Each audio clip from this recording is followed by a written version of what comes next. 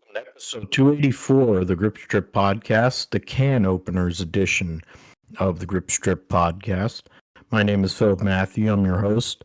And as always, I'm with my co-host, the iRacing Indy 500 champion, a computer genius, gentleman and a scholar, and celebrating divisional win for his Jacksonville Jaguars. His name is Josh Fine. What's going on, brother?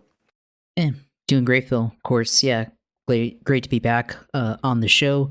Yeah, Jacksonville won a very good divisional matchup yesterday against Houston. So, yeah, glad to get that one in there. And, yeah, a lot of craziness yesterday in NASCAR as well. So, yeah, ready to get into it. In terms of cans being open, there were some in the NFL, but there were a lot of close games. Jacksonville and Houston being one, 49ers and the Cardinals being another. Starting to see the league after a few weeks starting to get their the teams figuring things out without all the practice and all the preseason. More injuries. Freaking Bosa's out for the year, which is lovely. But then he gets hurt every other year. I think that's just basically his MO.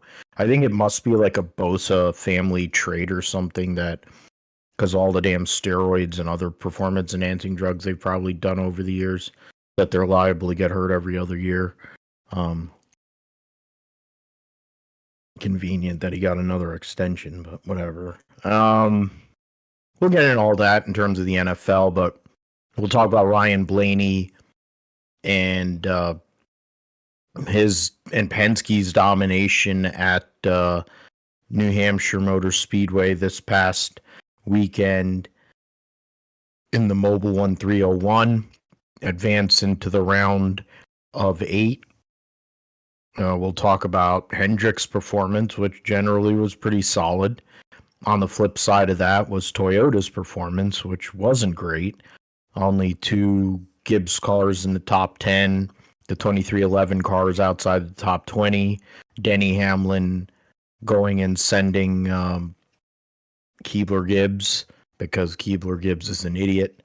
So we'll talk about that. We'll talk about Cody Ware being a hack deluxe, trying to wreck Bald Spot Dylan and failing miserably, and everything else.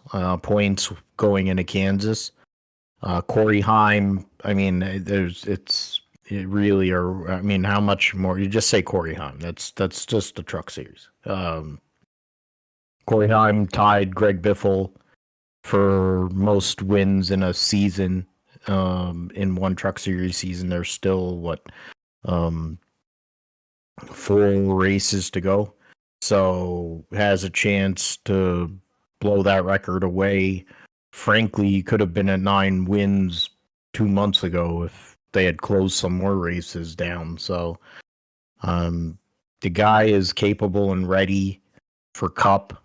There just isn't a seat open with a sponsor as of now, or else I think he would be in a Cup car next year. Whether he wins the Truck Series Championship or not, he's proven his point this year. Corey Heim, same way as Connor Zilic has in the Xfinity series. We'll get into Fish Lips getting a Grand Slam this past weekend in Azerbaijan, winning 2 races in a row. Bigger news story was seeing Woody Russell, who wasn't at 100%, finish on the podium, and then the smooth operator, after what has been a brutal year for Carlos Sainz and his transition to Williams, get Williams their first podium under James Vowles' leadership. So that was a huge deal. All the memes, all the different things with the smooth operator and other songs, and it was just unbelievable the amount of content. And that's before Carlos was having to drive Leclerc and friends in a minivan back because of traffic and other issues and detours and stuff. So that was an interesting weekend for Carlos Sainz. And we'll talk about how it didn't go well for Oscar. It was probably the worst weekend Oscar Piastri has had in a long, long time. But they didn't lose too many points to Lando Norris, which might be a big key once we get towards the end of the season. The round, we'll talk about NFL Week 3. Games are going on. We have Baltimore and Detroit, Monday Night Football. I'm in the process. I win 2 games, lose 1. My team in the Fall Brawl League is early days right now. Does not look great, but we'll see what happens. And we'll and the 49ers are 3-0. So I guess that's where this is going back the other way. And it goes with the trend. If the Niners are playing good, my fantasy teams don't do well. Or I don't do well in fantasy. If the Niners suck, I do well in fantasy. And they did last year, and I won. What is it? I was in 4 leagues. I won 3. I got my belt back. Won 3 out of 4 leagues. Should have won 4. Got screwed in the other one, but that's beside the point. Yeah, I mean, we have that going on. There's other big football. Was it on Friday night? They had a Rutgers Iowa game at a blackout game. So they actually looks like they might have actually won that. And I don't know. It's Rutgers, so it doesn't really matter. They'll figure out a way to lose to somebody by like 60 points that they shouldn't lose to. But we'll get into the roundup, which talks about NHRA, IMSA, Formula 2 last week, Moto 2 this coming weekend, where we'll also probably see Marc Marquez lock up another MotoGP World Championship. The WEC is in Fuji, so 2 races in Japan this weekend. And then World Superbikes at Aragon before we preview the Cup and Xfinity at Kansas and make our picks. Josh will let us know all things going on, iRacing Gaming, the new NASCAR game being put out there in the sim segment, and we'll call it a day. All right, so let's get to the Mobile One 301 at New Hampshire Motor Speedway. In terms of qualifying, it was Penske's 3 Penske affiliated cars in the top 3. Joey Logano, basically a home game for him, multi-time winner there, gets the pole over his teammate Ryan Blaney. Josh Berry was 3rd. Hendrick cars, a couple of Hendrick cars were up there. You had Byron and Bowman. Then you had Hamlin, Reddick and Hamlin up there for the Toyotas. Keebler Gibbs and Bubba Wallace there. But you had William Clyde Elliott the second buried in 27th. So that's something, but that didn't last. He was able to make hay, and then so did Dylan.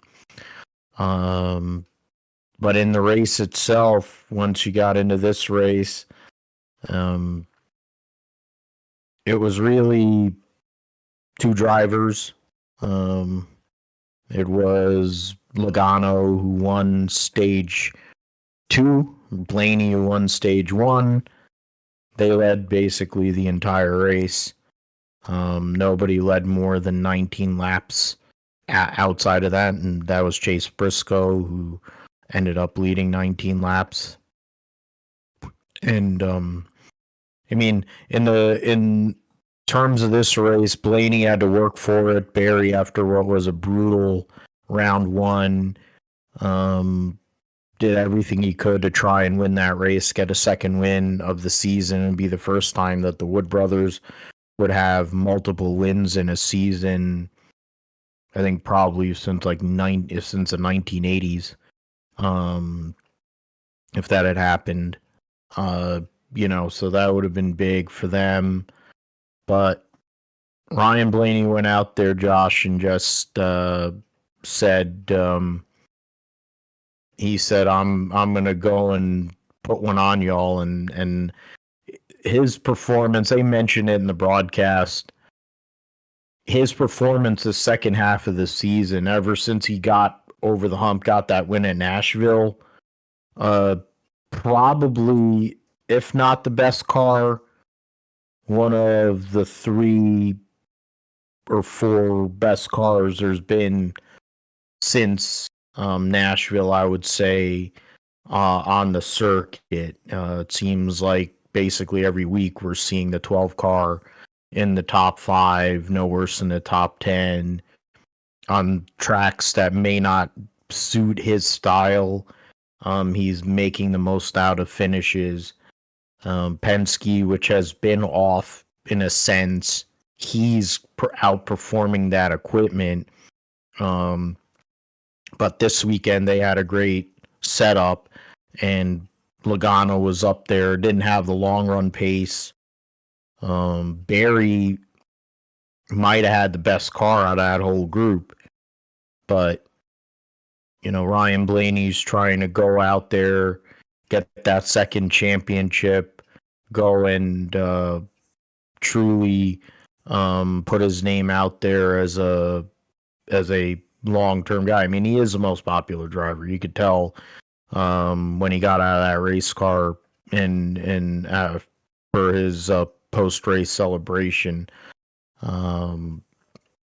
the appreciation the fans have for him. The more facial hair he grows, the faster he goes, I think. Even though he drives for Penske, and even though I think Gianna probably doesn't enjoy it. But the fact is, I think it gives him more downforce, and frankly, he drives faster.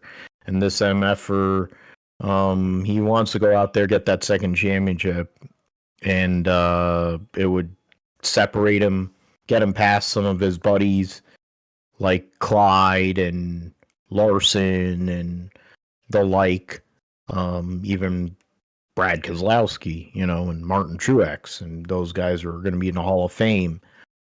Kurt Busch, who's a Hall of Famer, to get that second championship would be huge for his career. And races like the performance he put on yesterday, Josh, I think line him up very well for that possibility, especially the way that the round of 8 fits his driving style. Absolutely. And I think, you make a great point there with him going for the second title, because he won the first title at Phoenix back in 2023, but I think a lot of people would probably argue that was at that point one of the more weaker statistical performances throughout an overall season in regards to total points scored in the championship, because that's one of the criticisms of this system with how it rewards. Especially Penske has figured out how to game this system a little bit, but this year, so far, they're second in the non-playoff standings per Racing Reference. So at this point in the season, they certainly have been running way better than what they were at this point in 2023. And there's still the tracks that they were good at in the past to get to that point. There's still those tracks to go with: Phoenix, Martinsville, even the Roval, which Blaney's won at before, Talladega, which he won at previously in his championship run. So there's plenty of opportunity there for Blaney to prove that the first one wasn't a fluke, and this one as his ability to be a championship driver. So if he's able to win the championship I think you look at this race, look at what he was able to do at Daytona, Nashville earlier this year, and the performance that he's had since then, being able to put up good runs throughout the entire or the second half of the season, kind of shows that he's truly one of the top tier elite drivers in this series, and everything. And I think he also benefited that Penske had a really good tire test with Logano. Obviously, Logano led a ton of laps there, was on pole. Josh Berry was up there and had a chance for the win late until he kind of burned up his tires there and got tight in dirty air behind Ryan Blaney trying to run him down. So, all the Fords basically ran really well.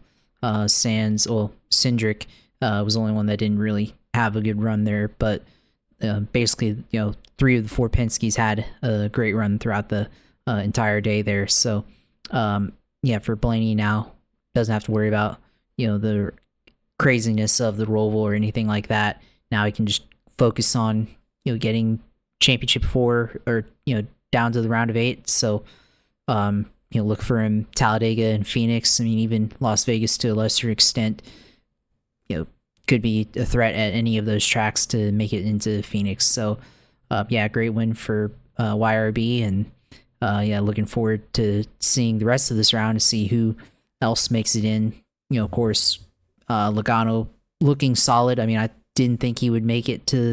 I'm gonna have to look back at what we said when Joe was on, but I don't know if I had Logano going to the round of 8 because I didn't think he had that good of a season. But with the way things have shaken up after this race, Logano's probably solid to get to the round of 8 now, as long as he doesn't have any misfortune happen to him at Kansas or at the Roval. But on the other hand, guys like Bubba Wallace, who were looking solid after round 1, now round 2 just had a poor performance for him and for teammate Tyler Reddick there. So for those guys, they really need to have a good performance at either the Roval or at Kansas there. So it was a pretty entertaining race. I think you had good passing. I mean, the tires seemed to do its job, and you had good passing, lots of strategy between the tires throughout the entire race there for the most part. Definitely seemed to be one of the better races, at least in regular dry racing last year, wet racing, of course, but at least in next gen or the last couple of years, even prior to that, with the last iterations of the Gen 6, seemed like it was one of the better races that we've seen in a while for New Hampshire. Yeah, I just noticed that I actually went 2 for 2 on the NASCAR picks. I'm actually proud of myself. It barely ever happens. So, hey, Squirrel has to find a nut once in a while. LOL. But we'll go through it. I mean, in terms of Blaney, in terms of what he did out there, like you said, Josh, and in general, I mean, that was a statement victory for him. I mean, 16 wins on his career, starting to get into that mode. I mean, if he can get to about, once he gets to 20, which is entirely possible, you're in that Hall of Fame mix. And when you look at the rest of these racetracks, he's won at Kansas, he's won at Talladega, he's won at the Roval, he's won the last 2 Martinsville cutoff races. He's been good at Vegas. I don't know. I don't think he's won at Vegas, but he's been good at Vegas. So the reality is the way the rest of this playoff kind of lands out there, it is in the favor of the 12 car, and I think that's a big problem for everybody else. The Hendrick guys, they have points, but and you also have Hamlin, which, I mean, let us go through the result. Be remiss if we didn't go through the results here. Blaney the winner leads 116 laps. Mentioned he won stage 1. Josh Berry's finished second, led 10 laps. William Byron, Joey Logano, William Clyde Elliott the second from 27th to 5th. Christopher Bell, the best Toyota, was won there a few times in both in other vehicles. Of course, the Cup winner last year finished 6th. Larson 7th. Michael McDowell, 8th place finish. Him and Hurricane Hocevar giving the Spire team 8th and 11th place, but they're basically a Hendrick affiliate, so it makes sense since all them other Hendrick cars ran well. Chastain was 9th. Briscoe battled back to 10th, but that last yellow caused by Cody Ware put 4 tires on at a bad restart, had a battle, was fast late, able to salvage a top 10. Hamlin was 12th. Priest, Northeast guy, home game for him, was 14th. Dillon out of the playoffs, finished 13th. Bowman out of the playoffs, finished 15th. Gumby Cindric was 17th. Tyler Reddick 21st. Darrell Wallace Jr.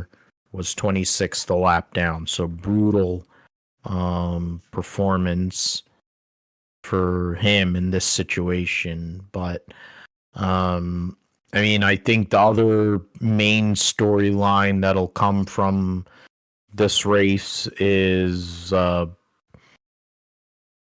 Denny Hamlin and Keebler Gibbs, their incident, and the way that it was handled in the media, where you have Hamlin basically saying the team has to handle it, the organization has to handle it, and then Keebler Gibbs basically sitting there playing dumb. Then Denny Hamlin going on his show and saying that you're a non-playoff guy and there's 2 playoff guys behind you, and you shouldn't be the hardest person to get around. And even bringing up the fact that Ross Chastain had let him by, and Ross Chastain being known as basically the hardest guy to get around in the sport. I mean, the notion that he cleaned out Keebler Gibbs I think, for the way that Gibbs has driven over his career, going back, especially in his Xfinity days, it's a bit of karma, because he's driving over his head, and you're blocking someone when at the end of the day it's not going to make your car go faster, and it's not going to get you closer to winning. When you have Hamlin, who is the veteran, who's a theoretical team leader of the organization, has been there for basically as long as you've been alive, I think you should have a little more common sense. But Ty Gibbs has never really shown to have a lot of common sense, and that was an entirely preventable incident. In the old days, that would have never been a thing. I think you would have let both him and Bell by and waited, for another day. But in this day and age of NASCAR, just being in the way and trying to, aero block and kind of, take the front end away, when you're racing for like 10th or 15th or whatever the fuck they were racing for, is the way of the land now. And I mean, you could tell, like, for guys like Tony and some of them, that grew up in the previous generations, I guess 2 generations ago now, Harvick would count into that as well, like getting and trying to drive in this era, it doesn't work. I mean, Hamlin's one of those last bastions, along with like Kyle Busch, of that, previous era of racing, when they came from the Gen 4 days of driving, and giving a position up early in a run, knowing that, your car will come in and they'll be able to pass them later. Doesn't exist anymore, I guess. And to me, it's like the way that Coach Gibbs handled it was basically he didn't want to say anything, which is almost like a cop out when you're a freaking Hall of Fame head coach and you've had to go and discipline players and you've had to discipline big time stars over his illustrious Hall of Fame career as a coach. The fact that he can't come out and say that his grandson was in the wrong is bullshit. Gibbs, let's get something straight. Keebler Gibbs he has not done much of anything in a cup car. In a lot of ways, he sucks. If it wasn't for like Riley Herbst being out there to suck, out loud and be a daddy's money ride buyer, he'd be a waste of Monster Energy's money. Because Tyler Reddick at least can win races and has competed for a championship in Cup and won 2 championships without having to be a douche to do it. In Xfinity. And then you're racing. What the hell are you racing for there? It's just illogical. And it's like a bad precedent, to set. It's the same problem that Hocevar has and some of these other dummy young guys have, that they think because this car is the way it is, they think they can get away with it. And it's like somewhere along the line, one of these guys is going to do a Ricky Stenhouse and punch you right in the face. And it's like, would you rather get punched in the face or get sent into the fence? It's like, I don't know. Like, there's a reason why Kurt Busch was a freaking Grand Marshal of the race on Sunday and not still driving a race car. It's because of this race car. That and, of course, multiple concussions and other various injuries that he suffered over the couple of decades that he'd been in the Cup Series. But like, I don't get it. I don't know what you think, Josh, about it, but sure, could Hamlin have maybe given him some room? Maybe, I don't know. But I'm no big Denny Hamlin person by any means as a driver. Do I, as a personality and as a car owner, I do like that part of Denny Hamlin. And he was clear in as what he was trying to do and what was going on. For the brand, meaning Joe Gibbs Racing, it's not a great look. For Denny Hamlin and the fact that he wants to win a championship and they're not running great and he's getting held up by Gibbs, it probably isn't a great look. And if there was somebody out there that would be like, hey, get the F out of the way, maybe like the owner that's the grandfather of one of them guys, maybe that wouldn't have happened. But I guess that's where we're at in today's NASCAR, right? Yeah, and it's interesting that, we have this discourse about what Denny and Ty Gibbs were doing there in that race, because on the other hand, you had Josh Berry, who, not a rookie, but certainly not a playoff contender, as a pseudo teammate, basically teammate to Ryan Blaney, racing for the win there at the very end. And they were talking about, the broadcast, they were saying, oh, well, what if he's going to just let his teammate win the race there? And they said, no, Roger Penske likes to have his guys race hard, but just don't wreck. And certainly, I think Josh Berry knows a lot more about respect more than Ty Gibbs there at Joe Gibbs Racing. So, it's interesting to kind of see, two sides of that coin there. Granted, Josh Berry wasn't in front of Ryan Blaney there at the end, trying to hold him up, block him for the win there. But he was able to definitely put pressure on Ryan Blaney, and make him earn the win at the very least, for the most part. But on the flip side, it's the middle of the race. Like, there's no reason to drive erratically like that in the center of the corner. I don't even know if it's really aero blocking. I think he is just driving fairly erratically there. But I guess it is aero blocking. But just that I picture aero blocking is it's more of your approach to the corner, or he's already in the corner. Now he's sliding up into the second lane there in the middle of the corner and holding up Denny Hamlin there. But certainly, with stage points on the line there, facing, he's racing a teammate there in Chris Bell, and and for Ty Gibbs, he's just let him go. I mean, if you're better than him, you'll get him back, right? So, especially it's a teammate, and it's a great point.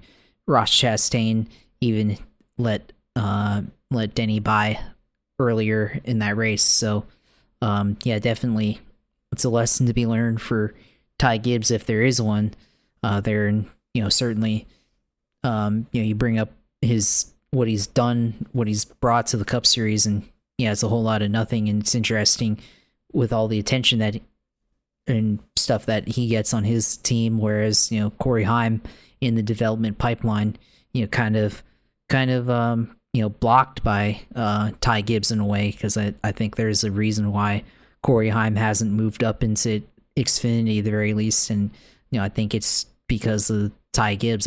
They obviously don't have a good relationship, and I wonder if that's prevented Joe Gibbs from putting him in a Toyota ride in Xfinity for Joe Gibbs Racing, because obviously he's right there with 2311. You would think that a 2311 Cup driver, or soon-to-be Cup driver, would have a ride in the Xfinity Series to move up from the Truck Series into, but the owner's son or grandson is kind of preventing that, because they don't have a good relationship, or unwilling to look past it for that. But for Ty Gibbs, we'll see if he ever, I guess, learns. I mean, you bring up 2022, and he he cleaned out his own teammate there to get into the championship when he was already qualified. He cleaned out his own teammate to win the race there. So you got that, and now he gets cleaned out by another teammate here at New Hampshire. So certainly a lot there to consider, and we'll see how for teammates, how the dynamic is between Ty Gibbs and Denny Hamlin is going forward. Well, he's gonna have to figure it out. That dumbass is gonna have to figure it out, because the fact is Denny Hamlin ain't going anywhere, at least for 2 years. Probably 2 or 3 years at this point. I figure now that he has the son, he wants the son to be able to see him, still driving. So I figure old Hamlin's going to stick around, and probably at the rate he's going, he might be flirting with Earnhardt's numbers with them 76 victories. So he wants to get to 60, of course, and tie Harvick. But I think if he's sticking around for another 2-3 years, he could put himself in the mix for 70-something wins, which would be an insane number for a guy that came with no money and was driving late models, and thanks to the late great Reggie White having that deal with Joe Gibbs that he was a beneficiary of, and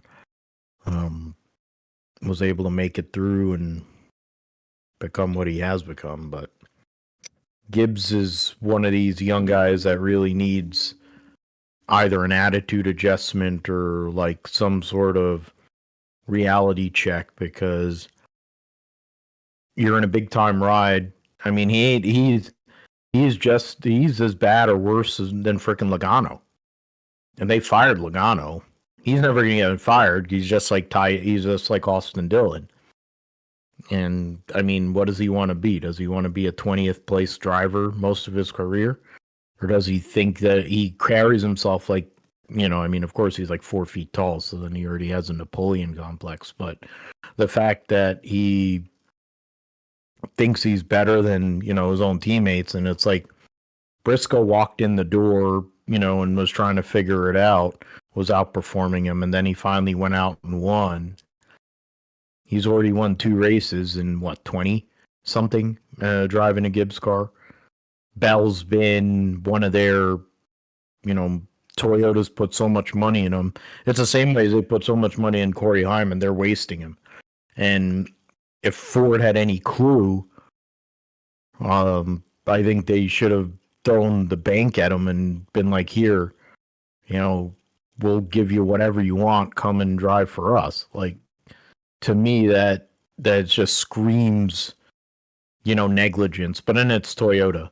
I'm biased now that my driver drives a Toyota, but the fact of the matter is it seems like negligence in the sense that Ford has no driver development, has nobody there.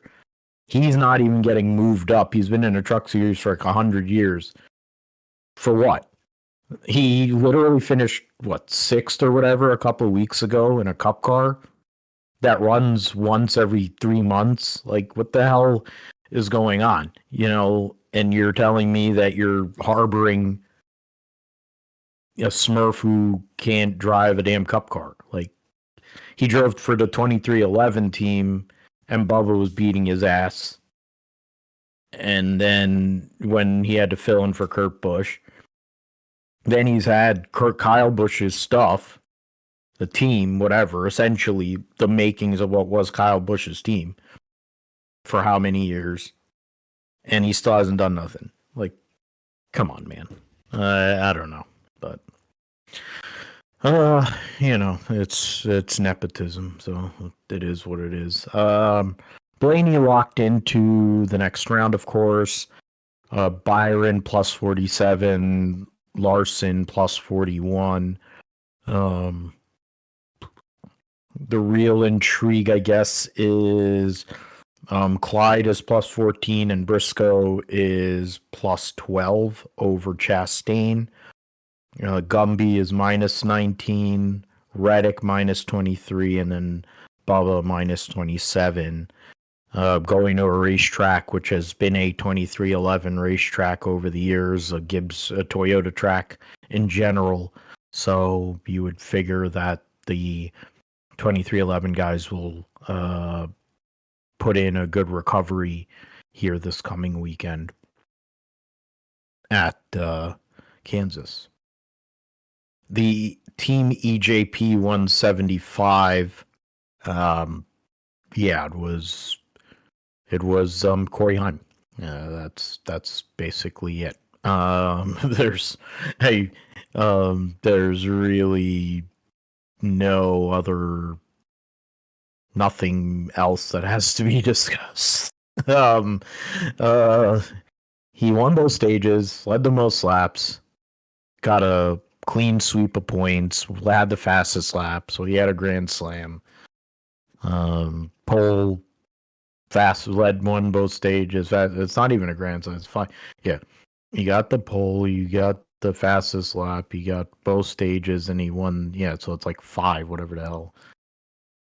But I mean, I think we could, for Corey Heim, the discussion, Josh, is back. He tied Greg Biffle for most truck wins in a season, which 25-year-old record or 26-year-old record or whatever the hell it is.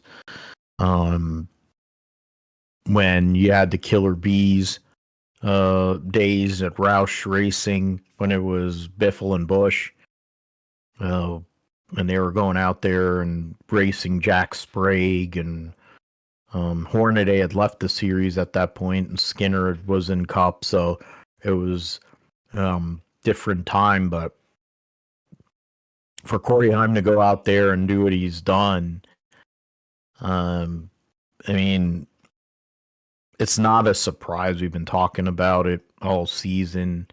9 wins, I think in a lot of ways seems a lot lighter than what it really could be, based on his performance. But you just have to give credit to him, Tricon, for showing up this year.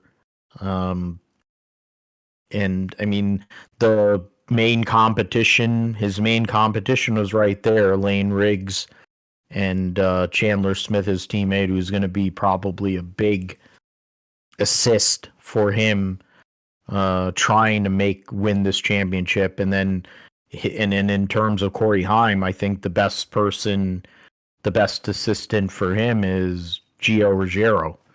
So you got like tag teams. It's almost like watching Fall Brawl War Games like we have in our fantasy football league. You have the main protagonist, the head-to-head battle. You have the main eventers, and then you have their tag team partners or the people that are going to go and help them in the team event try and go and get through. Right now, it's been this way for a while with Corey Heim and Lane Riggs, but we just have to say, take hats off to Corey Heim. 9 wins so far in 2025 with 4 races to go. So chance to, if he runs the table here, to finish with 13 wins in a season, which is like Jeff Gordon kind of stuff. But yeah, Corey Heim doing Corey Heim things. Yeah, there's not really much else that we can say. I mean, I think that record with Greg Biffle, 9 wins, I mean, I think that's pretty likely that gets broken, right? So, we'll have a new record. I mean, records are meant to be broken, right? So, yeah, Corey Heim, I mean, good for him for staying in the Truck Series, right? Does, on the other hand, show how weak the Truck Series is outside of about, 3 or 4 other guys that race in this series. But, so not sure how truly dominant he is, but I mean, certainly amongst this competition, he's been extremely dominant. And yeah, there's no other way than him that should be winning the championship. It'd be a complete travesty, and probably just another argument for why we need to get rid of the current playoff format as it is to reward more consistency and whatnot. But certainly Corey Heim is one of the guys that's been consistently winning throughout the entire season. And I think more than likely we'll see a new record of wins in the Truck Series here in about a month and a half from now. So we'll see if that plays out there. But for the rest of the guys as part of the tag team, of course, Chandler Smith finished second, wasn't able to make it in, obviously, on behind on points there. Now we cut off to I guess this is the final championship 4 here for trucks, and it's pretty tight on points here for some of these guys. Ty Majeski, Tyler Ingram currently tied at the cutoff line. Daniel Hemrick only 1 point to the good on the cutoff line. Grant Infinger 3 points back. Raja Karuth 5 points back. Caden Honeycutt 7 points back. So yeah, it's pretty tight there for that last spot, or last couple of spots here. So last show we talked about who else behind Corey Heim and Lane Riggs could be there in Phoenix, and kind of any way it goes right now for those last 2 spots here, depending on how things shake out as we go on to the next race here in the Truck Series. So definitely going to be interesting for those last 2 spots here. Charlotte, they're racing on the Roval. That's going to be an interesting one for the Truck Series. So we'll see how that plays out here for, I guess, this is the cutoff to the round of 4 here, the round of 8 here for the Truck Series. Starting here, Charlotte, Roval, Talladega, and Martinsville. So quite a combination there. Basically all 3 track types, other than mile and a halfs here in the NASCAR. So we'll see how that plays out for those last two spots. Yeah, and a lot of demolition. I think there'll be more laps run under yellow at the Roval than there will be green. So I don't know why that's a great look for them, but they also have Jamie Little calling races, so it is what it is. I mean, I was looking back at the record year for Biffle, and it wasn't his championship year. It was the year before, where he lost the championship by 8 points to Jack Sprague. That was Jack Sprague's second championship. Yeah, because it was 99. Yeah, that was his second of 3 championships in the Truck Series. Had 2 more top 5 finishes. He had 3 wins to the 9. Average finish was 1.5 points lower, and he was running at the finish in 3 less races. Lead lap finish 1 more. It's crazy to think. Basically, maybe 5 bonus. It was a bonus points of a couple of races, but you think about that, and that's what we're fading right now. Are we seeing an all-time season? Will it end up being? And then they'll be like, well, it happened in the regular point system, so it's gonna happen in the playoff point system. And I'm like, well, it's more wonky that way to go and have it happen this way with the current system than what it would have been back then. Corey Heim, Chandler Smith, Lane Riggs, Gio Ruggiero, Ty Majeski, your top 5. Grant Enfinger, Caden Honeycutt, Corey LaJoy, Christian Eckes, Raja Caruth, your top 10. Ankrum Hemrick, just outside the top 10. Michael Christopher Jr. driving a second Halmar truck was 13th. Andres Perez de Lara actually led 47 laps, got a top 15 finish. Jake Garcia gets eliminated, finished 16th. Emmerling driving the 7 truck had an issue, got wrecked. So yeah, you had Garcia and Chandler Smith get eliminated. Josh mentioned the points. Moving on to this round of 8.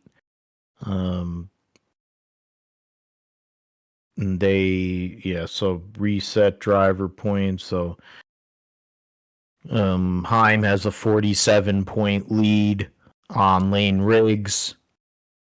And then a 68-point lead, which from 3rd all the way to 8th is only separated by 8 points.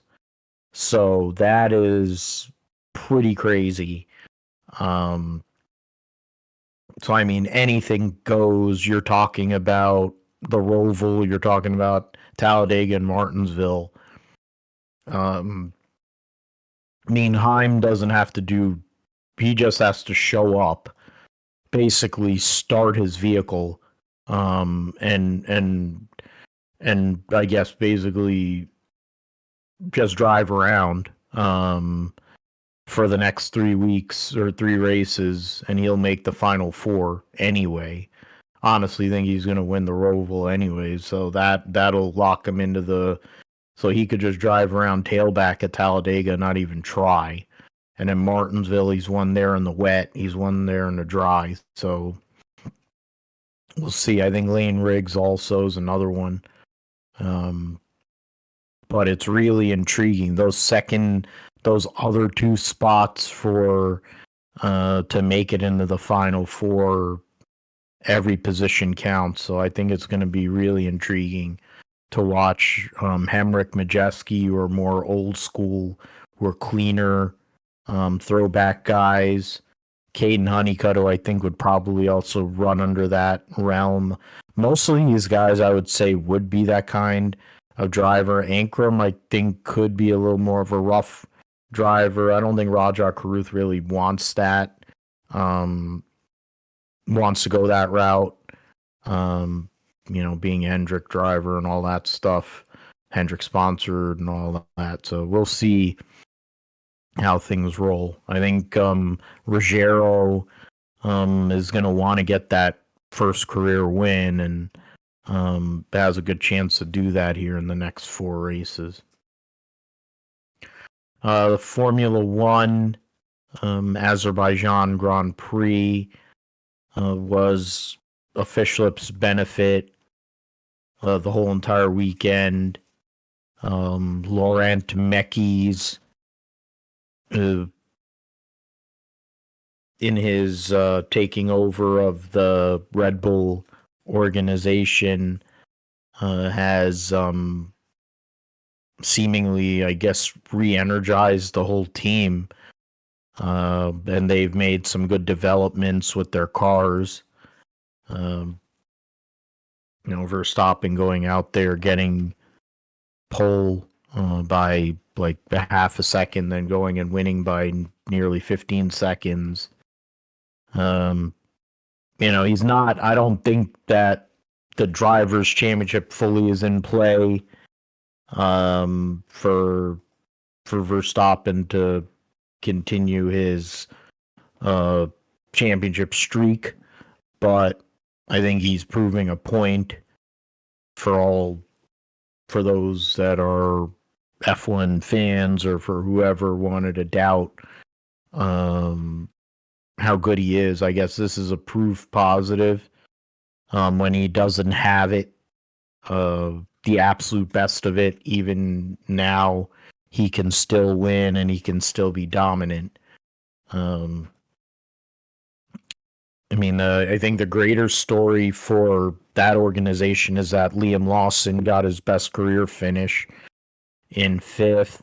Tsunoda got a 6th place finish. That was, I think, his best run driving the Red Bull main car. Mercedes getting a 2nd and 4th. Russell not feeling well. Antonelli, after a terrible Italian Grand Prix in recent run races, getting a top 5 finish. And then, Carlos Sainz, feel-good story, getting a podium finish there,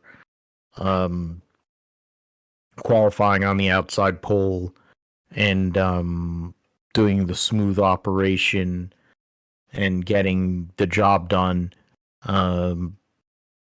Was, I think, the huge takeaway for a lot of fans this weekend. What has been a brutal year for him comes around here at Baku, and sees him more than double his points tally in one race.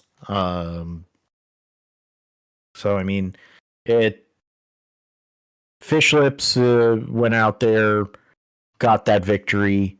The Red Bull organization got all 4 cars in the top 10, which I don't know when or if that's ever happened before, but it happened this weekend. It was a crazy weekend.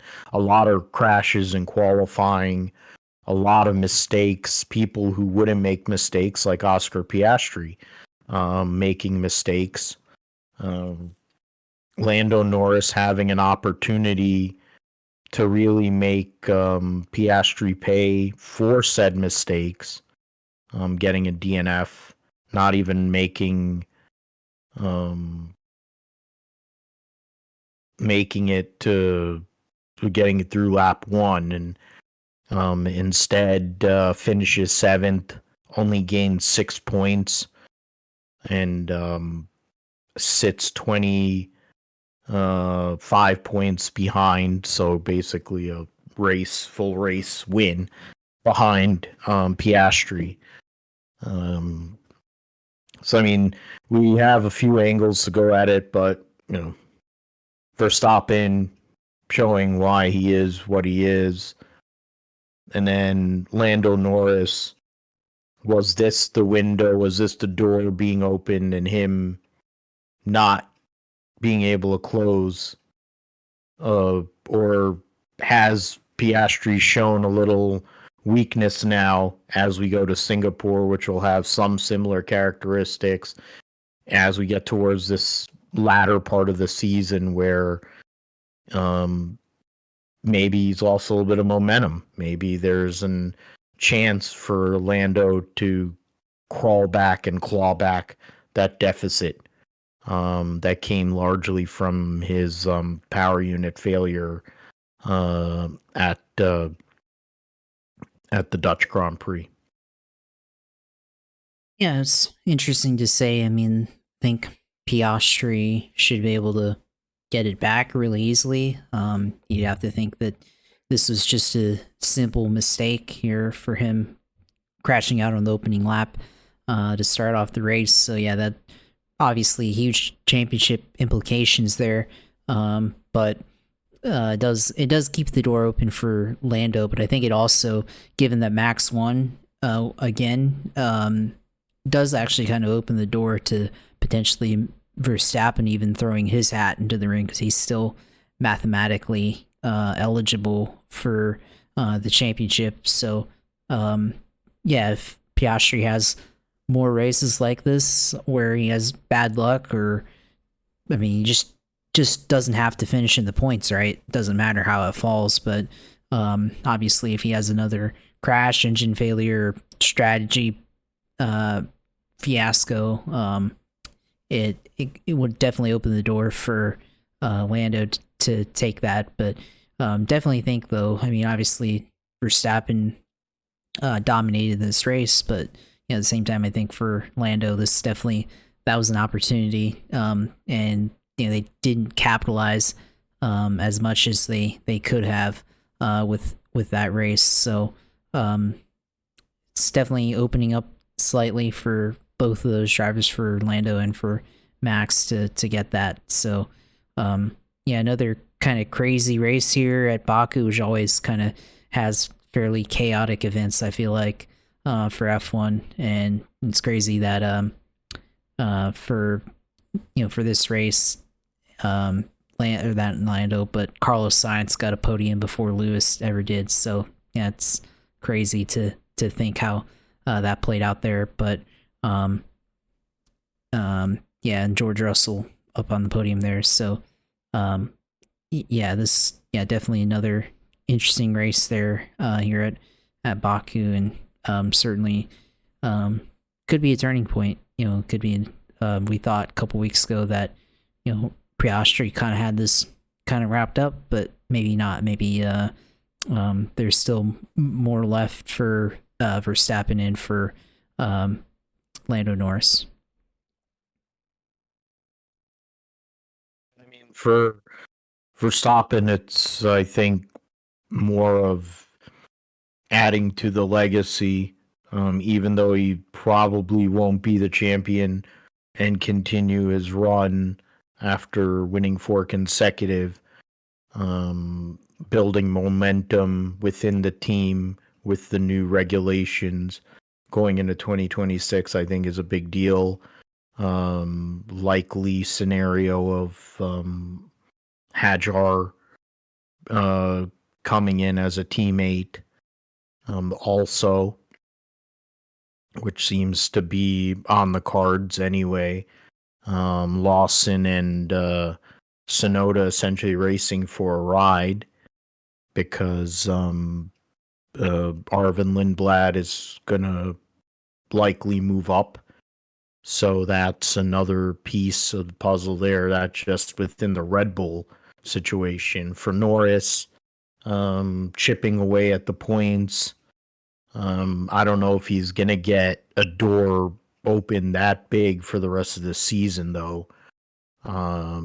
If Piastri just does what he's more or less has done the majority of the year, it's going to be very difficult for Lando, outside of winning,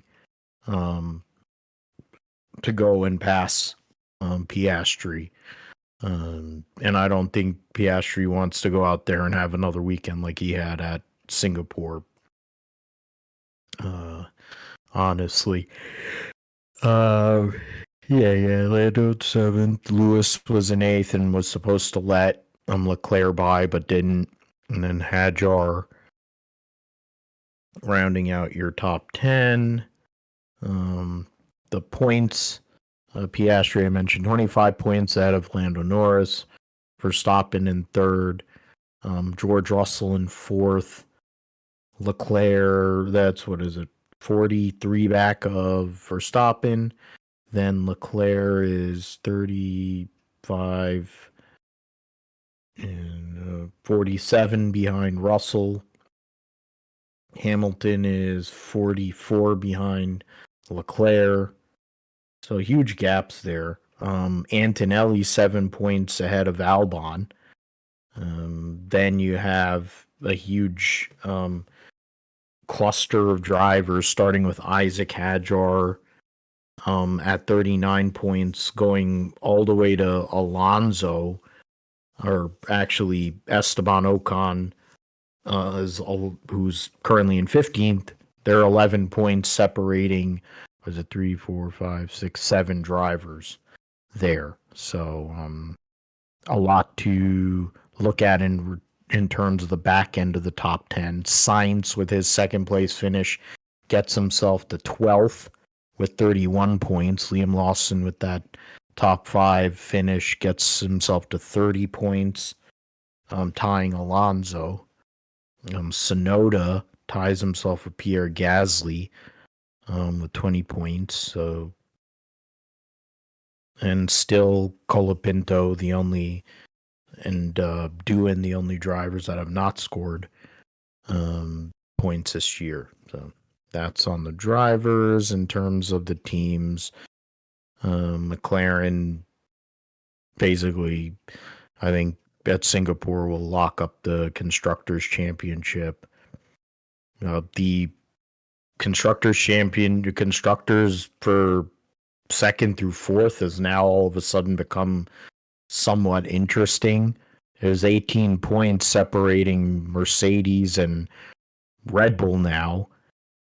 Ferrari is 4 points behind Mercedes, so that actually becomes a really interesting battle now between second through fourth in the constructors' standings. Racing Bulls 10 points out of Aston. I think that'll stay no problem. Sauber is 7 points behind Aston. Don't think any of those are really going to go and change too much, and Haas and Alpine rounding out the rear. All right, so we'll go to football. And Josh, your Jaguars, it was not easy or straightforward by any means. A lot of miscommunications, probably some questionable decisions, but the defense, your defense, has been solid so far this year, and I think it played a big part in keeping the Houston offense, C.J. Stroud and company, in check, Nico Collins and the like.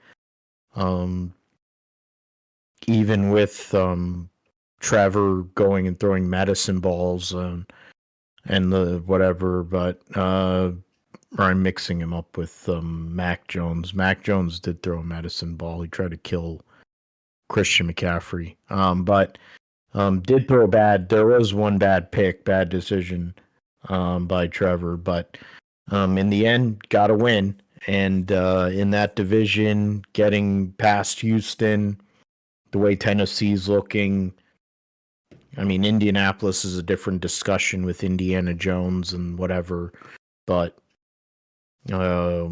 keeping yourself in the mix, getting a divisional win's big, to say the least. Yeah, absolutely. I mean, yeah, divisional win at home against an opponent that has won a bunch of times in Jacksonville the last couple of seasons. Just they've always kind of had our numbers somewhat, but especially after last season at home, Aziz Al-Shire taking out Trevor Lawrence. Of course, he did take out De'Ami Brown yesterday, but glad to see them win like that. Yeah, it was close. I mean, it was 10-3 for most of that game, and then kind of open it back up with Trevor throwing a bad interception there. Even at one point where they should have gone up 13-3, and Liam Cohen actually iced his own kicker there, he threw a timeout, and then I think he thought about going for it, and they sent them back out to do the field goal, and they missed. So bad play call there, but didn't matter at the end. CJ Stroud threw another interception at the end of the game, got tipped as he was trying to throw, and they got intercepted, so close out the game there. So yeah, defensive line, Josh Allen, Trayvon Walker wreaking havoc on the offensive line of Houston, and just throughout the season so far, they've been able to generate pressure. So they just haven't had the numbers on terms of sacks.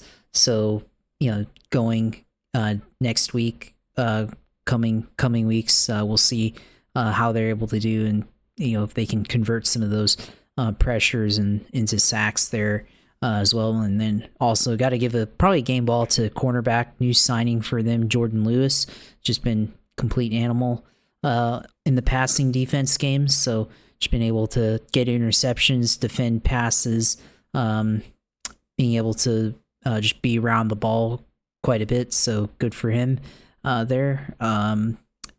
Travis Hunter, I think need to just decide what position or what side is he going to be on, because I think he can be a good wide receiver, but I'm kind of wondering how much this two-way player stuff is going to work. I mean, they haven't really figured him out yet on offense, but I think defensively, he's obviously been a natural fit at cornerback. So I wonder how long it is before he just ends up being a defensive player full time. So we'll see how that goes, but we'll see how he's able to improve throughout the rest of the season. And Lamar Jackson threw incomplete there on 3rd and 10. And Trevor Lawrence didn't have the best game, but at the end of the day, he was able to get the ball to Brian Thomas Jr. and able to get down to the red zone. Travis Etienne takes it in for a touchdown. So good running game there, and got the win against the divisional opponent. So they're still in contention. So far, it's only week 3, obviously, but against the Colts, who are surprisingly leading the division with Daniel Jones, Indiana Jones there. We'll see how long that lasts. I think by November we'll figure out whether the Colts are actually for real. Because I think the first 4 or 5 weeks are always kind of everybody's kind of figuring things out, and obviously they figure things out. But now, couple weeks they'll have some opponents there, the Rams and the Chargers, 2 teams that they're going to go up against that I think will probably be the barometer of whether the Colts are truly for real or not, I think there. So we'll see how that goes there. But fantasy wise, still trying to await the results of this game to see where this is ending up. Jared Goff threw touchdowns, so still kind of in it, but time's running out there. Going to need some help from Lamar Jackson and Jared Goff to score, and Lamar Jackson to throw to Zay Flowers there. So we'll see how that turns out. But otherwise, it's been a good start to the season so far. Much improved on offense and defense for Jacksonville, and they play the 49ers. So they're going out to California for that. So we'll see how they're going to do. It seems like Brock Purdy might be returning, but regardless, they don't have to face Nick Bosa, I guess. So we'll see what kind of game this turns out to be. I think this will definitely be a really good showing for Jacksonville. See how improved they are on offense. It's going to be a good test because the defense that Bob Sala's been putting out there so far through 3 weeks, considering he's not I don't think he's been at 100% and won't in terms of his staffing, in terms of having players, and now you lose a former defensive player of the year to another knee injury. He's had multiple knee injuries in his career going back to college. But, you know, for the Niners, they go out there. Arizona's always a tough out. They always have a hard time beating Arizona, and they tried their best to figure out a way to give it away. They got a safety late in the game. Mac Jones sprained his PCL, aggravated his sprained PCL, so he needed a brace. Threw a bad interception. Threw a freaking medicine ball at McCaffrey that basically had him decapitated. So there were some throws that were not good, bad decisions, but Ricky Pearsall going out there and playing out at a level, an elite level, which is the reason they drafted him in the first round last year. Trent Williams has already given him his given respect, and he's one of the greatest of all time. So when you have somebody like Trent Williams already giving him credit, you know that the kid is good. And McCaffrey made a huge catch late in the game there. Those little backside, in the flats there, and he made up a bunch of yards to give Eddie Pinheiro opportunity to kick that game-winning field goal. It's nice to actually have a kicker that you more than likely know will make a damn kick. And he's confident too, which is also good. So that was big. Defense made some huge plays. The DBs, Womack and the like are, I'm liking this secondary. They're not, elite, but they play hard, and they're gonna. It's the typical Bob Sala defense, and I mean we're having to recycle or put through some new people on the defensive line. The new linebacker duo of Warner and D. Winters is, I think they're meshing together very, very well. And I think there's a lot of potential to be just absolutely, really deadly force there. I mean, Fred Warner's just OG. I mean, it doesn't really matter. He's one of the best players in the game, and arguably the best middle linebacker in the game. So go out there having to play Jacksonville. A lot of speed you guys have, a lot of athleticism with ETN, with BTJ, with Travis Hunter. Hunter probably going to be playing Ricky Pearsall one-on-one on defense on Sunday. So that's going to be a huge matchup, I think, in the game.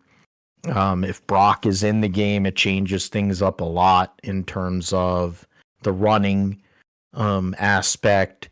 Also, the way he's able to kind of stretch the field, spread the ball around.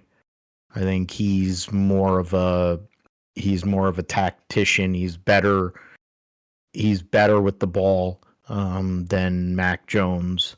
You'd hope so. That's why he gets paid the amount of money that he gets paid over Mac Jones being a backup guy. But we'll see if he does come back. We have other injuries. You get Jennings was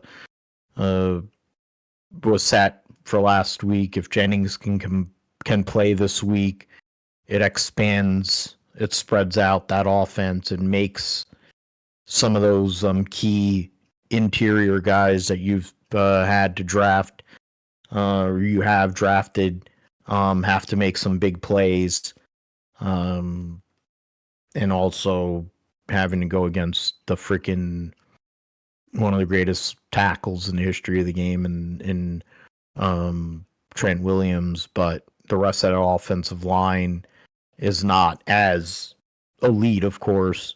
So there are opportunities. So that game, I think that game should be very competitive. I know the last time that the Niners and Jacksonville played, it wasn't, but I think this game, the way things are lying with injuries and the like, I think this game should be much more intriguing.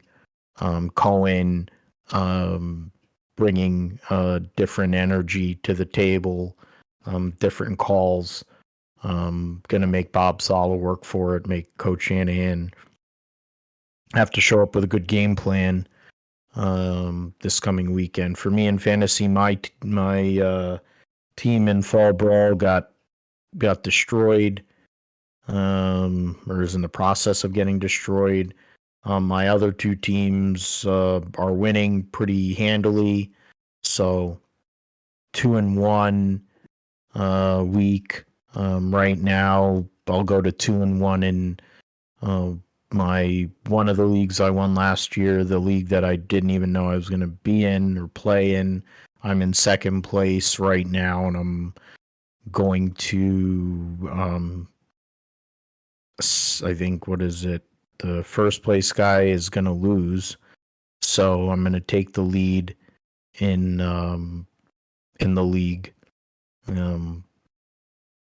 with my victory here this week. So I'll be in first place in one league. I'll move up a little bit in one league, and then I'm probably going to fall to tailback with my loss today because currently, Derrick Henry right now has, what is it? He has 47 yards and a touchdown on 10 rushes. Then he has one reception for 7 yards. So not a whole lot there for King Henry. So I'm going to need that. I'm going to need Kyle Hamilton to do a lot more. He's got 4 solo tackles and 3 assist tackles, so solid, but would see if he can get some more. If he can get a big play or so, we can go and put ourselves back in this, but not to win, but give myself at least a reasonable score. Falling to 1-2 this week, and it looks like as it stands, I'm flirting with being the low point scorer for a second week in a row. While Matt gets off the schneid. What is it? Luke is gonna win his battle. You still have a semblance of a chance to need 16, 17 points in a quarter. Vic is gonna lose, it looks like, to Manny. That's a close matchup, and there's still something to play for, so there. So we'll see what happens there. Okay. Well, Giants won't commit to Russell Wilson. Well, no bleep, they're not committing to Russell Wilson. Did anybody watch the freaking game yesterday? If you watched that freaking abomination that was Sunday Night Football, I actually Christ did. Almighty. Yeah, I sat there and put myself through that too, and I can't stand. I do not like the Giants for any. I put myself through that, and my God, he sucks. Through a couple of really bad picks, like he was still in Denver. I'll give Cam Gator Boy or whatever credit. He looks like a bowling ball. He probably is like the shorter mini version of John Riggins. So he's going to sell a lot of jerseys, and that's good. And Jackson Dart is going to sell a lot of jerseys, which is good. But the Giants suck. They are really bad on offense. And when they pulled Andrew Thomas out of the game after he hit his pitch count, they're offensive productivity basically went in the toilet. Which to me, when you're bringing a guy back who is that level and he's playing that well, I don't really care that he's on a pitch count. He's an elite player. If he's playing well and he feels all right, you ought to be trying to keep him out there so then Russell Wilson doesn't have happy feet and decide to make terrible throws. I mean, Wan'Dale Robinson was the only open receiver he had the whole night because Malik Neighbors was just getting shadow covered the whole entire day and night. He was covered from the moment he got out of his vehicle to go into the locker room by Steve Spagnuolo, and it never ended. They weren't going to lose because of him. They're going to let Cam Skatabo or whoever beat him, and that wasn't going to happen because Giants, even though they had a really solid interior, a lot of investment in that interior, they weren't able to get to Kermit or finish the job on Kermit. And when you miss sacking him, you don't bring him down, he makes crazy plays. And that's what happened. And that's literally what happened for them to get those touchdowns. Because the Kansas City Chiefs are not very good either, but they're definitely better than the Giants. All right, so let's get into the roundup here. NHRA ran at Charlotte. They'll be back in a couple of weeks for the Midwest Nationals. You saw the in Top Fuel. It was Pro Sun Motorcycle Pro Mods are gonna oh wow. There's 4,000 TNQs Tinto. First game no. So yeah, Top Fuel and final set up for just 38 points, less than 2 rounds of racing with 16 more. Langdon's 21 behind Ashley, and there's just 8 markers. Yeah, so in terms of, we'll go to the results instead of looking at this. So in the Charlotte 4-wide or the Carolina Nationals, 4-wide Carolina Nationals, Justin Ashley gets the win in Top Fuel over Langdon, Coletta, and Milliken. He had the first ever quadruple or triple whole shot victory because he ran slower than everybody else in his pair. But because of the whole shot, he beat Brittany Force and Tony Stewart, knocked them out of Brittany Force, who had qualified number 1. So, and then so there's that. And then in Funny Car was Austin Prock, who continues. Who, I mean, when you consider the great John Force now is retired, he developed somehow or another. He had his replacement right sitting there ready to go, and he's just insane. Dallas Glenn, after falling short of that title last year in Pro Stock, is not playing around this year. He's trying to put this thing away as soon as possible. In Pro Stock Motorcycle, Richard Gadsden, a huge win after Gage Herrera gets knocked out in round 1. Goes and beats Matt Smith and 3 MSR bikes, and Matt and Angie Smith and Gianna Evaristo. Gadsden from the number 2 spot beat Ryan Ayler, Chris Bostic, John Hall, then defeated Klontz and Hall or whatever in the semis there. So that's those classes right now. Yeah, 68 points separating the top 4 in Top Fuel. Coletta leading by 38 over Ashley, 59 over Langdon, and 68 over Tony Stewart. Of course, he'll be driving for Elite next year in Top Fuel, while Leah takes back the Dodge Direct Connection car. And then Brittany Force is going to be leaving, so then who knows who's going to be driving that car. That's a big one to be looking at. And then Austin Prock, 79-point lead on Matt Hagan, 94 on Caps, 98 on Beckman. So it's starting to become a bit of a sweat. Nearly 5 rounds for Caps and Beckman, 4 rounds for Hagan, here with 16 rounds to go. And then Dallas Glenn has a 79-point lead on Greg Anderson.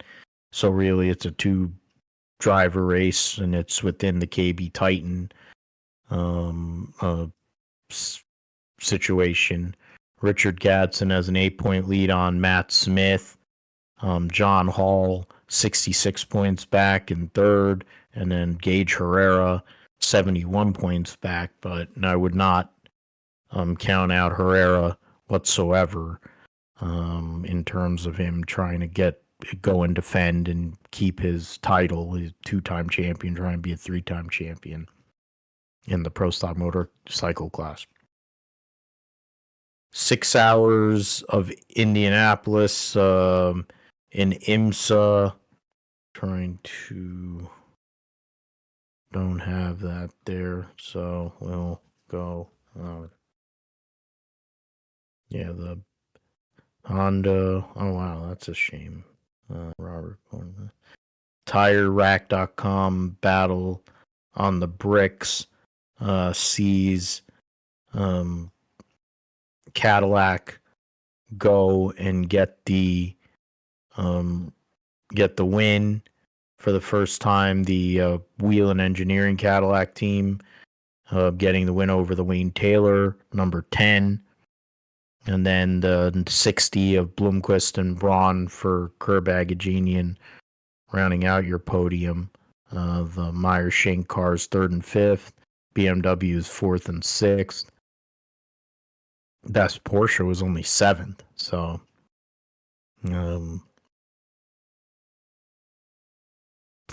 position, and that's where they were in class and overall.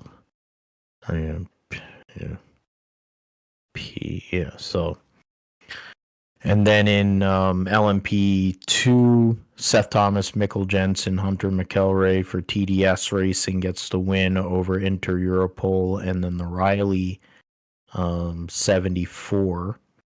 PJ Hyatt, Dane Cameron, Johnny Edgar, the AO Racing team finished 5th. Logan Sargent were PR1 Matheson. They were a lap down in 8th in class and 20th overall. And then in GTD Pro, the Ford Mustang of Rockenfeller and Prio, the winner over the Dragon Speed Ferrari of Albert Costa and Davide Rigon, and then the Dan Harper, Max Hesse, Paul Miller Racing BMW, rounding out your top 3. And then in GTD, Brandon Uribe, Shandorf, and Milroy for the Inception Racing Ferrari, getting the win over Adelson, Elliott Skieran, Sargent in the Wright Motorsports Porsche, Franco Serra and Tuck in the Conquest Racing Ferrari, rounding out your podium there. Move through, you have 53 car field. And then, of course, the next race will be at the Petit Le Mans. Right now the weather, the GT, that's after IMS. So I guess, so right now Nazar and Tandy, that's for the Endurance Cup. For the championship, or the drivers championship, it's Jaminet and Campbell leading over Nazar and Tandy. And then you have Dries Vanthoor and Philip Bang in the BMW in third in points. The two Porsches, and you have the BMW RLL 24. And Porsche leading in the constructors manufacturers by 7 points over Acura. So that's still in play for sure. Then Dane Cameron, PJ Hyatt leading in LMP 2 points over about 90 or so, it seems like, over Dan Goldberg. And then, the AO Racing team over the United Autosports 22. Then Alex Sims and Antonio Garcia have a 18-point lead on Albert Costa for the GTD Pro championship. So that'll be the number 3 Corvette versus the number 81 Dragon Speed Ferrari. So that'll be interesting to see how that all works. And then Chevrolet with a 46-point lead on Ferrari for the constructors. Ford up there as well. So it's a very close battle between Chevy, Ferrari, Ford, BMW for that constructors. I think basically Philip Ellis, Russell Ward, as long as they start the race at Petit Le Mans, they'll likely lock up their championship there in GTD for Windward Racing. Harder Racing and Vassar Sullivan. Good battle for second there. Constructors still very close between Mercedes and Ferrari in that class. All right. Move forward into F2 at Baku.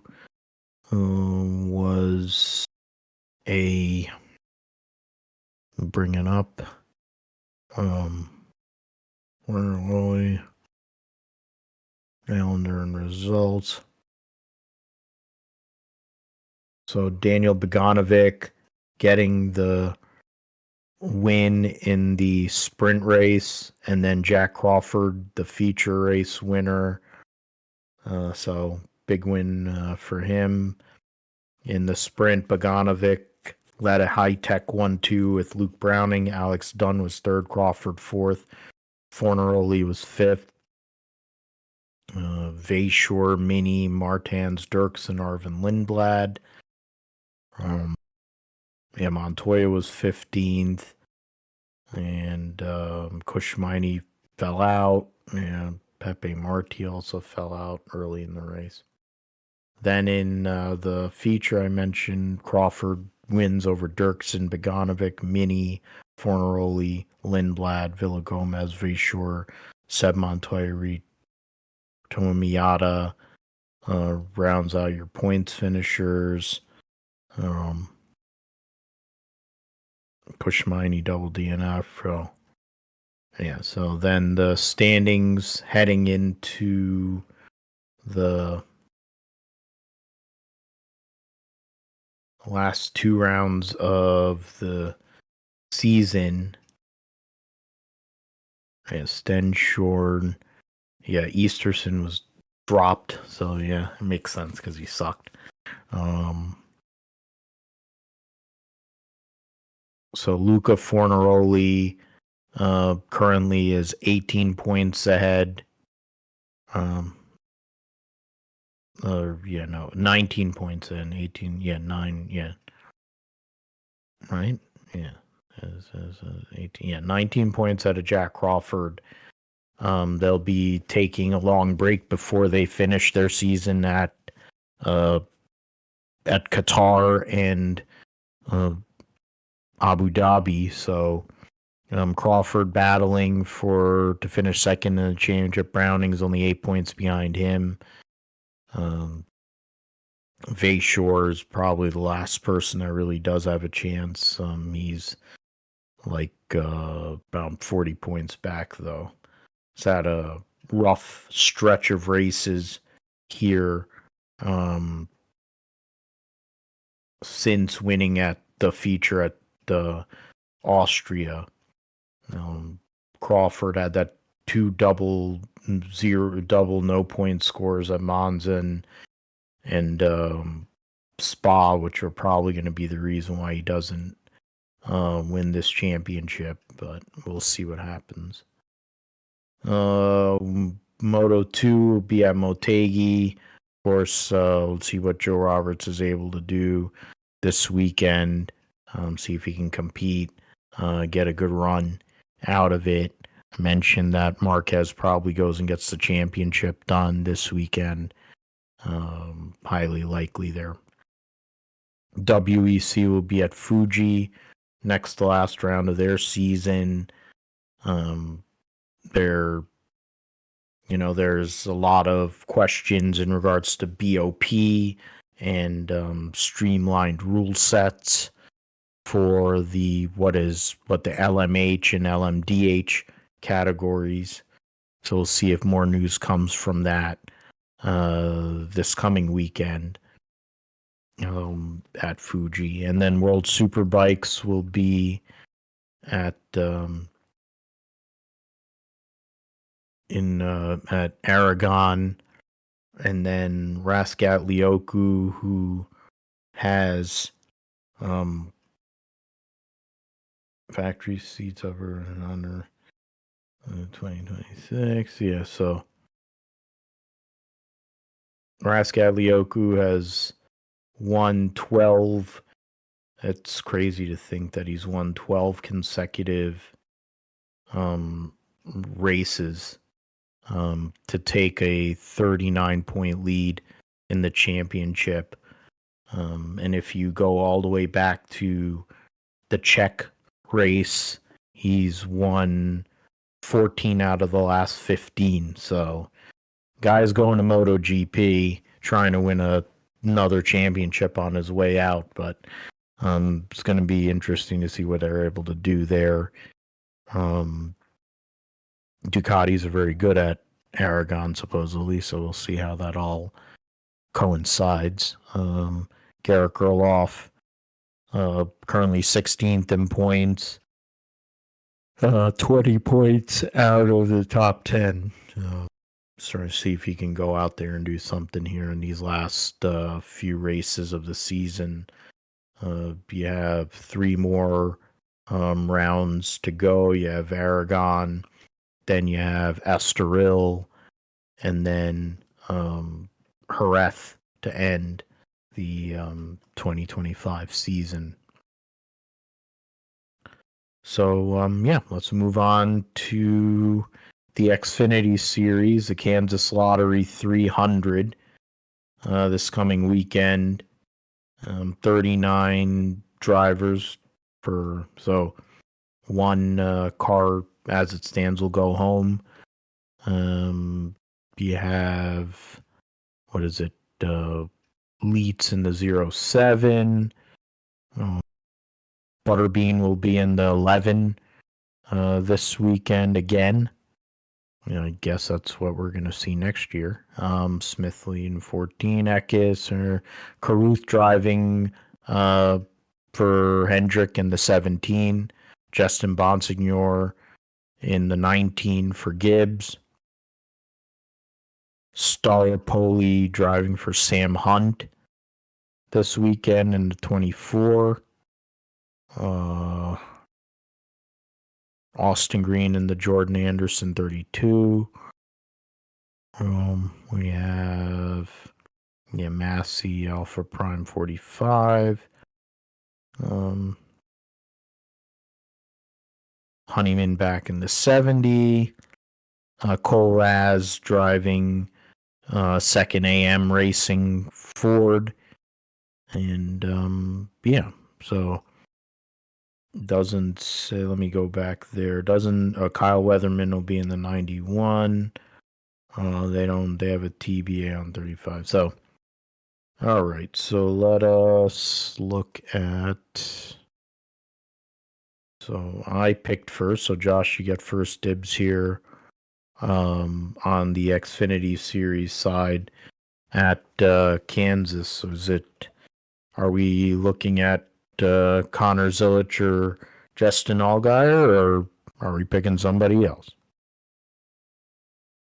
Yeah, I think Connor Zilich comes out here and wins at Kansas, and then I'll pick my wild card as Rajah Caruth this week, getting an opportunity in the Xfinity Series. Keeps it nice and simple. Keeps it in the Hendrick family of sorts. So we'll get Connor Zilic and then to lock himself into the next round, and then we have Rajah going out there with the opportunity in a Hendrick car. For me, I will go with. I'll go with Allgaier, and then my wild card. My wild card pick will be. I'll just go with Alfredo, whatever. I don't know. So we'll go. Phil goes with Justin Allgaier, wins, and Alfredo wildcard. Cup Series at Kansas.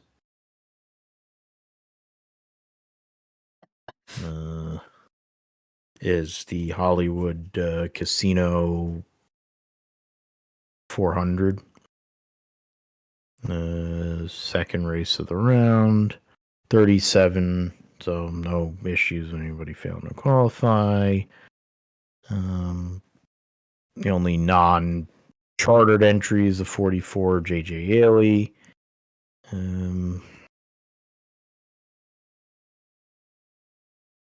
I am going to choose.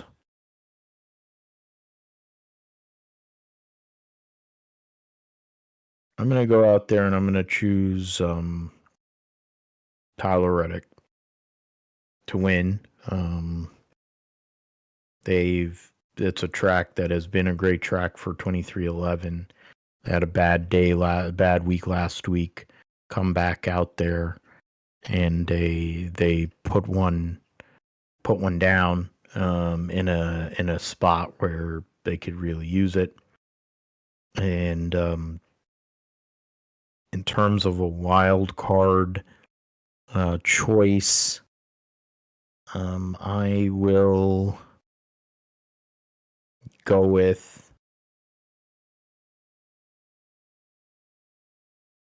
You know what? I'll go with Hurricane Osavar. So, Phil goes with Tyler Reddick to win, and Hurricane Hocevar wild card. Josh, you get the last call here before we get into your sim segment. Is it stay in the Toyota camp? Are we going Hendrick? Possibly even a Penske car. Who's your picks? Yeah, there's a lot of choices here to go with. Man, it's a lot of ways you can go with this. Yeah, I'm gonna say Denny Hamlin wins this weekend here at Kansas, and then wild card, go with AJ Allmendinger. Going veteran heavy there. Dennis Hamlin win and AJ Allmendinger wild card, continuing the recent uptick of performance for Colleague out there. And you raced in the 6 hours, and the Indianapolis 6 hours on iRacing. They have the actual 6 hours of Indianapolis this past weekend.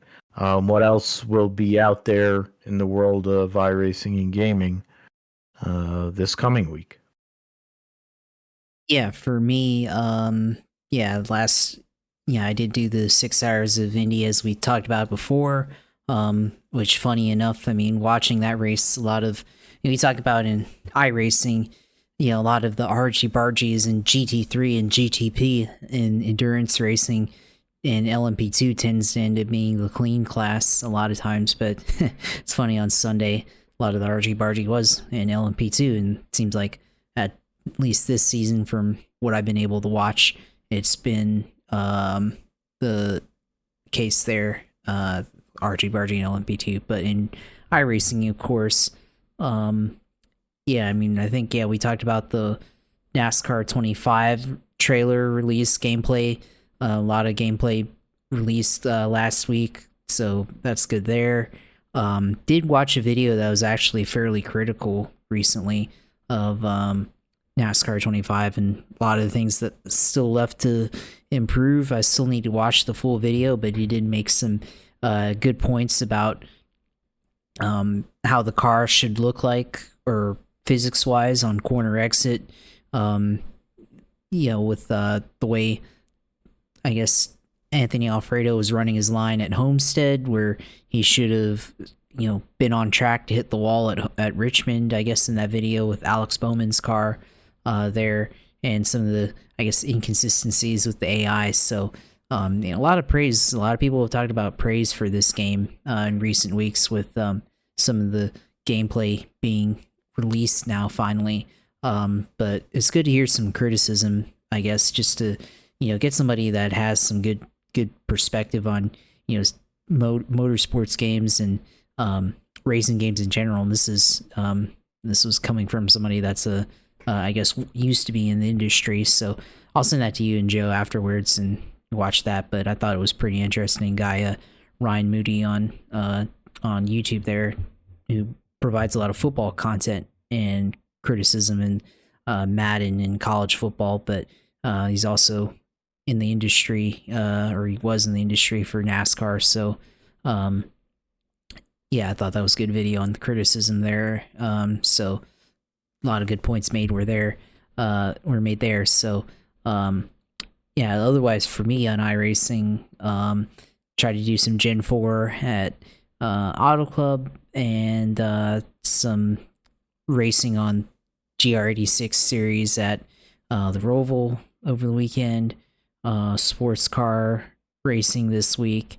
I don't know if the schedule updated yet, but Long Beach for IndyCar. I think, let's see what's IndyCar's schedule this week. Darlington for the Oval Series, fixed Oval Series.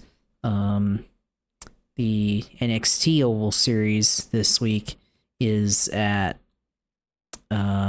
Charlotte, so that should be fun, on a mile and a half for the Indy NXT Series. I did race at Iowa Speedway, and there's a lot of, especially on cold tires, a lot of wrecking that took place there, especially on restarts and starts and everything.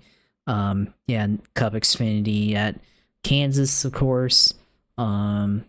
NASCAR 87s, which is one that I frequent at Kentucky this week.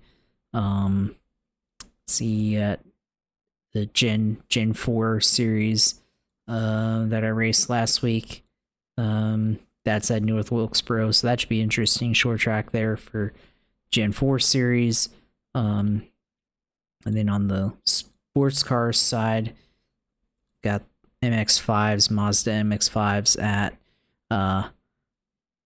Oscher's Lieben there at the Grand Prix circuit. And then GR86 series at Monza this week. Probably might race that. That should be interesting. A lot of draft heavy racing there. Production car challenge at Autodromo Hermanos Rodriguez at Mexico City there. So got that there. Got the GT3 Fixed Series Challenge this week. Last week they were at Red Bull Ring. This week they're at the 24 Hours of Le Mans circuit there. Go back to, let's see, Sports Car Challenge. This is the GT4 series at the Indianapolis Road Course. And then the IMSA GT4, official IMSA GT4 series at the Indianapolis Road Course in 2-hour sprint race. So that may be an option there. Then the LMP2 Fixed series this week is at Fuji International Speedway with rain possible in the forecast there. So see if there's any updates here real quick. I guess this is another one. I guess Cosworth, the company that makes, they're more than just steering wheels, but they have a partnership for setups for iRacing, so that should be interesting to see how that plays out and make it just more feedback on iRacing setups for those who do dabble in the engineering side of things. So I might have to take a look at that. Let's see here. What's happening this week in iRacing news. This week, I think, the Bathurst 1000 is this week. So that's the next special event for iRacing. I don't know if it's this week, but that's the next special event. I think signups just ended today for the Petit Le Mans race on IMSA for I guess one of the leagues that I'm in. NASCAR iRacing series is at Kansas for the long schedule there. I'm trying to look at it. The Ringmaster series, they say, is at, it's always at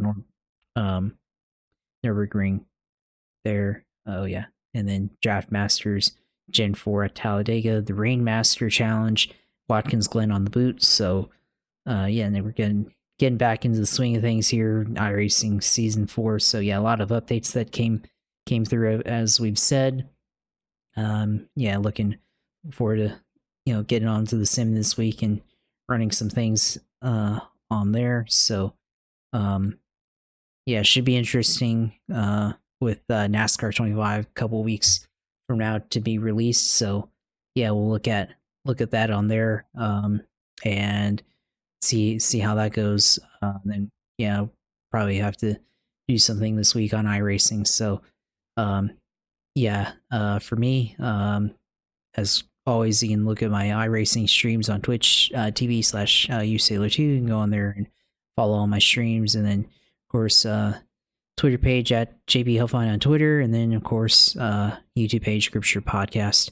Subscribe to our stuff there, and then of course photography page at Josh Hellfine Photography on Instagram. So glad to see the Jags win this week, and another round of the playoffs here for NASCAR, of course. Looking forward to getting some good races here coming up with Kansas and the Roval, and then Talladega in a couple weeks after that. So should be interesting there. So hopefully next week fares a little better in fantasy, but so far, for the most part, been doing good so far to start the season. So I like this War Games concept. Kind of makes things interesting for everybody else in the league, I guess. Yeah, I'm still trying to figure out the War Games concept myself. I understand it in wrestling parlance, but not as much for this. But we'll see what happens. Curious as to how our actual matchup, will be between our favorite teams. But seeing if the Niners can win another home game to go to 4-0, keep the momentum going, or if Jacksonville can come through on the road. And theoretically pull an upset. But we'll see what happens with that. We'll talk about it next week. You can find the show at GSP1428 on YouTube, along with, of course, the Ripster Podcast page, which is our main page, which shows the video feed. I have the audio feed. You can also get it on WordPress at philipgmatthew.com and also podbean.com. You can follow me at PGMGSP28 on Instagram or PGMatthew28 on Twitter. We will be back next week for episode 285 of the GSP, month of October. So, actually, it'll still be. Actually, I'm getting ahead of myself. Still September, but leading into the month of October, getting towards the end of this racing season, baseball playoffs coming along, football really taking off. So talk about all those things. We'll talk about everything going on in the world of motorsports and sports here.